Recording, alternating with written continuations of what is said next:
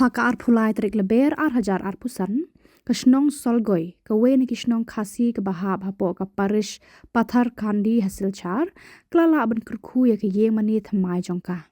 ya ketika Iingmane Thymmai bala ainam ha ukris usim la kerku do Bishop Joachim Wilder u auxiliary bishop jongka aizol ha ka jingan dan rengkat upadar albastar SDB upadar rangba ke pathar kandi upadar kitbok tengkan SDB upadar senrop ka parish pathar kandi ki sestar ki brodar bada ki spangut ki pat jong kate ke Shnong Khasi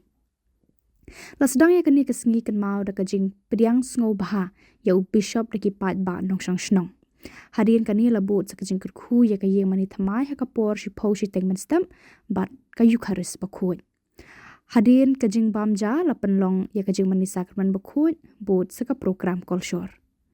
Kumbashi hajar ngutam ki briu ki lawan lang na kabenta kani ka jingkur khu ya ka Iingmane ba Thymmai.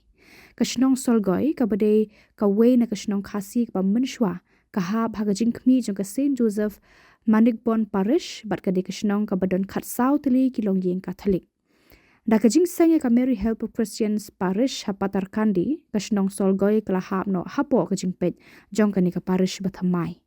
Kajing te ya ka Iingmane ha Shnong Solgoi kelas sedang kumba Henrius na menshwa. Da kajing rap jong pada rangba ka manikon pat kajing subun ki para riunget ketika Shnong kila shim kia ban tehi dalade ya ka Iingmane tar hadu bal kerku ya ka ha ka arpolai tarik leber hajar arposan.